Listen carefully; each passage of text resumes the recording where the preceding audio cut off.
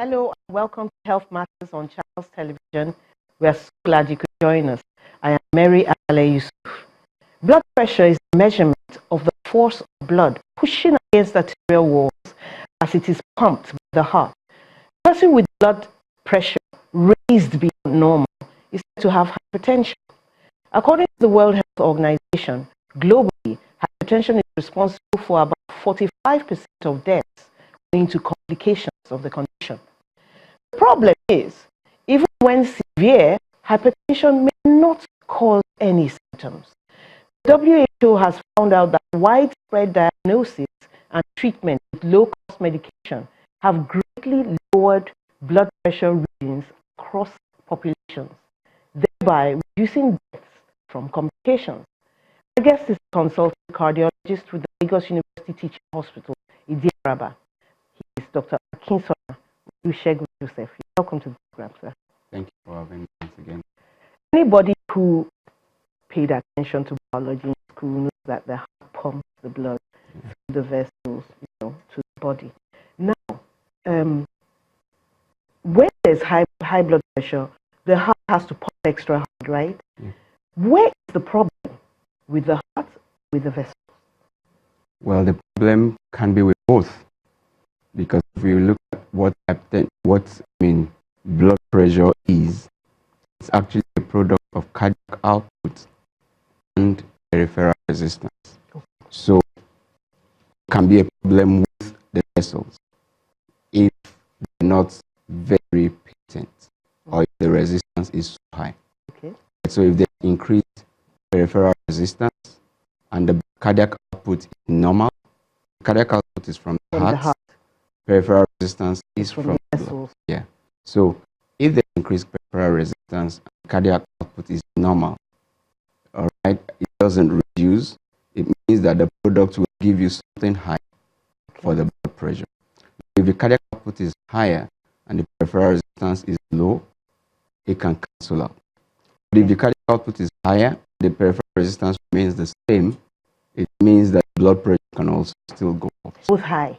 If they are both high, automatically the blood pressure will be high. That can be really bad. Yeah, definitely, it will be very bad. And that's why we get different results, different people, right? Definitely. And there are so many things underneath affecting both, both cardiac output and peripheral resistance. Okay, so we know that this blood is needed around the body. Yeah.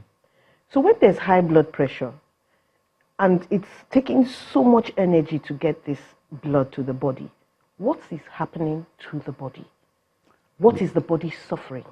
When there's high blood pressure, there's a lot of, let me use this, there's a lot of tension, so to speak, that the body will have to cope with. Number one, the heart has to do more job to overcome the pressure so as to get the blood circulated to every part.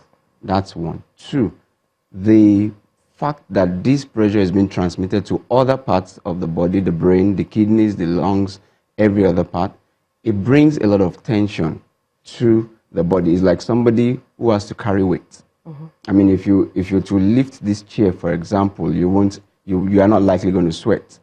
But if you're told to lift a very big tank that has water inside, mm-hmm. It's going to be an Herculean task. That is what high blood pressure is like to the system. And that's why, if it is not controlled on a continual basis, not just momentary control, if it's not controlled, the chances of the organs, especially the vital ones, the brain, kidneys, the eyes also, because they bear a brunt as well, and then the heart itself, complications can start coming in. And that is the main problem. So it has the potential to disturb, to affect every single organ in the body. Definitely. Because usually we hear about the kidneys, we hear about the heart, but people don't know that it could affect everything. Even the feet, because yes. You need blood there, right? Yes, and by the time if the blood pressure is high and is not controlled, even the vessels themselves, bear the brunt Before you know it, the muscle wall of the vessels begin to hypertrophy. Before you know it, the integrity of the vessels itself begin to, get affected, and then there can be micro injury. Before you know it, there is, atherosclerosis can come in, and then the vessels itself. When you say hypertrophy, what does that mean? The muscle walls become more thickened. Because more of that blood pressure? Yes, because, again, let me use this analogy. Let me give this analogy. If you constantly lift weight, even if your aim is not to build your muscles. Okay. The picture is coming clear now. If you constantly lift weight, the first day it may not make any difference, but if you do it every day, check that person, check yourself in 2 years after. 2 years after, you will find out that the muscles have come out. Yeah. What is happening? The muscles are trying to, cope with the pressure of the weight that you're lifting. The same thing happens to almost all the organs. If the blood pressure is not well controlled, you have to deal with higher pressure, and that puts everything in constant, constant pressure, so to speak. And the body has a way of, trying to, cope with things. Yes. And before you know it, the heart will get bigger. That's where we talk about cardiomegaly, enlarged heart. The kidneys themselves will suffer. The blood vessels themselves will get thicker. The media will get thicker, and then not just that, they can also get more, fragile. I came across something about low vitamin D, calcium, and magnesium. What does that have to do with high blood pressure? Well, they're very important because they are needed in the internal milieu of the system, all right, to make sure that things are well maintained. And somewhere along the line, they can affect peripheral resistance of the blood. Not only that, even the contractility of the heart can be affected, and that will, ultimately affect cardiac output. Okay, so low vitamin D is actually a risk factor, okay, for hypertension, for diabetes, and for some other illnesses, really. Most of these risk factors are interlinked. Okay. Time may not permit us to be able to go into the nitty-gritty of it, but most of them are interlinked. All right. Is it true that there are some medications that, pose a higher risk for someone to get high blood pressure? There are some medications that they say this is the risk factor. You might develop high blood pressure. Yes, there are. There are a very common example is steroids. You see, this is what I was afraid of. Whether these medications are things you get easily over the counter.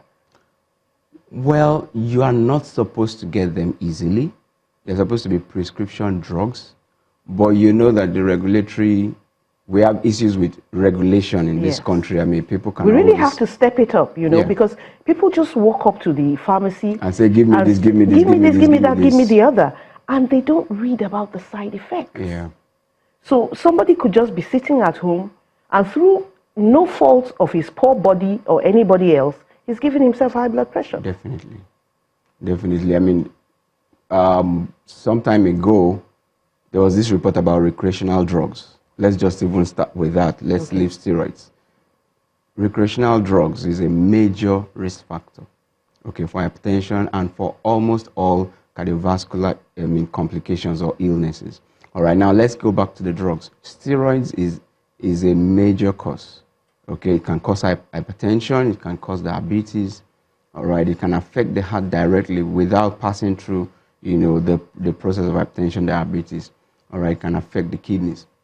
Okay, but we know that steroid is needed in the treatment of asthma.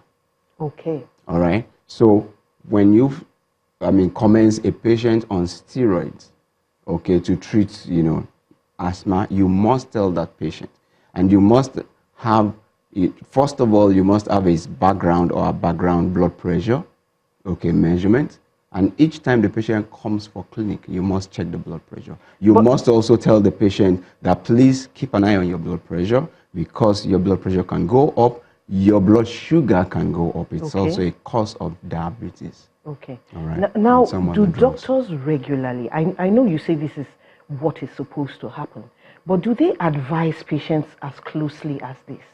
And is it possible for a doctor to advise a patient who is maybe not so up there in education in a way that the person can understand that these are the factors I need to watch since I'm taking this medicine?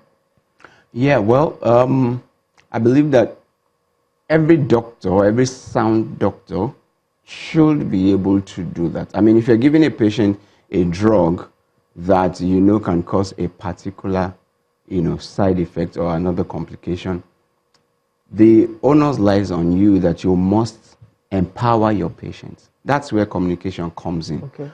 However, in some of the very busy clinics, a doctor may be overwhelmed. Maybe, he's been seeing patients since That's where the 9 doctor-patient a.m. ratio comes into play. Exactly, 9 a.m. and by 5 p.m. he has not stood up. He's still, seeing patients. He's a human being. He may, but ordinarily speaking, you should tell all your patients that this drug, this can happen, this can happen, this can. That's empowerment.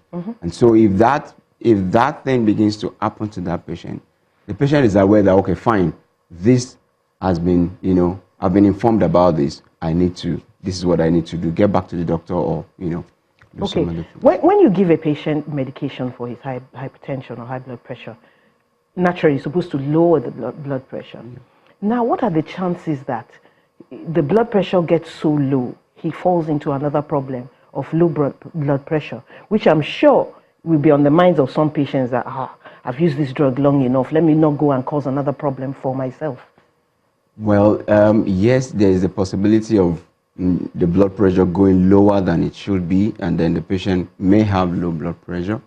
But what we tell patients is that, as much as possible, if you can check your blood pressure regularly, that's one. Two, you can get back to your doctor. Okay. And say, oh, this has happened, this has happened, this has happened to me. Or, in the event that you may not be able to see that doctor immediately, you can find out from other, medical providers around you. Maybe you're using a teaching hospital, but there's a primary hospital around you. You can walk down there. So the primary healthcare center should be able to check your blood pressure and let you know what it is. Exactly. But to say stop ultimately, if you tell the patient to stop the drugs, what will happen is that over time the blood pressure will start coming up again. Okay. So what you can do is, if the patient is on a particular drug, let's use amlodipine, for example, 10 milligrams. All right, you can bring it down to 5 milligrams. Or if the patient is on 2 or 3 drugs, you can remove one. Okay, and reduce the others. Just make sure you balance it's a relationship, relationship with your healthcare practitioner. Definitely. That is very important. And then if not that person, maybe it's in a tertiary hospital, then you can fall back on the primary healthcare center. Definitely. Okay. Now, what are the side effects, or are there any side effects of long-term use of hypertension medication? Well, yes, every drug. Let me start with this. And I get this question very often, by the patients. Okay, I'm going to have to pause you there. Okay. When we come back from the break, we'll take it up from there. Please stay with us. We're coming back with more information after the break. Welcome back.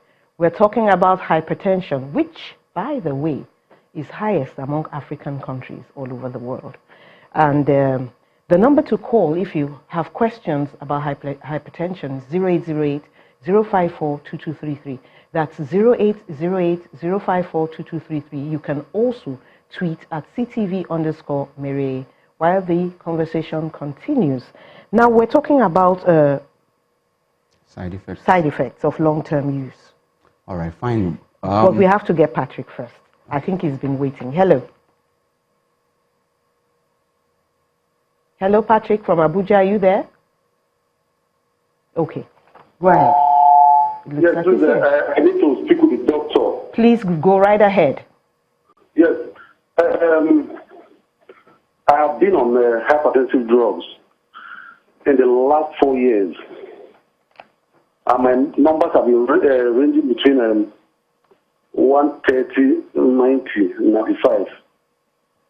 The drugs are amlodipine 10 mg, losartan 50 mg, carvedilol 3.5, and atorvastatin and aspirin too. Doctor, isn't it possible for me to? I used to hear that some of these, there are some medications that incorporates all these by just like one tablet. Thank you so much, Patrick. We get the picture. Can he use one tablet and just do everything at once? Yes, there are combination drugs. Really, the drug you mentioned, amlodipine, losartan, okay, and carvedilol is a standalone drug, but amlodipine, losartan can get it as a one tablet combination drug. So he can use 2 instead of using 3 or 4. So he can use 2 instead of 3 or 4. And then in the event that he's not able to get losartan amlodipine, there are other classes in that same group of we call them angiotensin receptor blockers, which have in combination with amlodipine. I'm sure if he speaks with his Patrick, doctor, yes. Patrick, do speak with your doctor. We don't want to be reeling out all the drugs here on air. Yeah. Okay. So we were talking about side effects. Yeah, there are side effects. But before I go into that issue, because that is what most patients hammer on. Yes. I want to say that every drug has side effects, including paracetamol. We have to take Wale first. Okay. Hello, Wale. Hello, good morning, good afternoon. Good afternoon. What is your question? Yeah, I checked my blood pressure last week, Tuesday. It was 120/94. So I don't know what's responsible for that 94. Is it okay? Is it normal? What has it been in the past? That is the first time I did was 120, 190. I mean 90, 95. But it's dropping. But the last time I checked, it was 120, 94. Are you using any medication? No, they didn't give me any drugs. Okay, all right. Well, 94 by, the WHO, definition of hypertension is high. All right, so that's, a diastolic increase. But could it be that they didn't give him medication because he can just adopt lifestyle changes to That is possible. That is, 94, 90, 94, this patient, if he goes on lifestyle modification, it can actually help him to correct it. So things like reduce your salt intake, exercise, take more fruits and vegetables, reduce fatty meals and the rest, that can help him a lot. But if he's not controlled with that, he may need to come on. Then he needs to go see the doctor again. He will need to come on. How often should he check his blood pressure? If let's say he starts his lifestyle modification now, right, how often should he go check his blood pressure? Well, there is really no cap to it. Well-motivated patients or clients check their blood pressure every day. Some will tell you, I check every day? Yeah, I have patients that check their blood pressure and that's every okay day. And when they come to clinic, they have their record. Okay, let's speak with Iyabo. Hello, Iyabo. I can hardly hear you. Put your TV off if it's on. Put your TV off. Hello. Hello. Good morning. Good morning. So what's your question? I should put the TV off. Yes, please. And go right ahead and ask your question. I can hear you now. Okay, please. I'm hypertensive. Okay. Okay. Let me put this in. I'm hypertensive, and I've been using 2 drugs for about 10, 15 years now. 10, 15 years. I use nifedipine in the morning and Zopatab in the night. That was the prescription given. Okay. I don't know whether I should stop one and whether I should stop the night one and continue with nifedipine 20 milligrams only in the morning. Okay. Or should I go ahead with the 2? So I've not had any side effects. Nothing has happened to me. Okay. And I'm okay with the 2. I don't know and is your blood pressure normal now? Or not. Is your blood pressure normal now? That's the question to ask. My blood pressure, I used to check.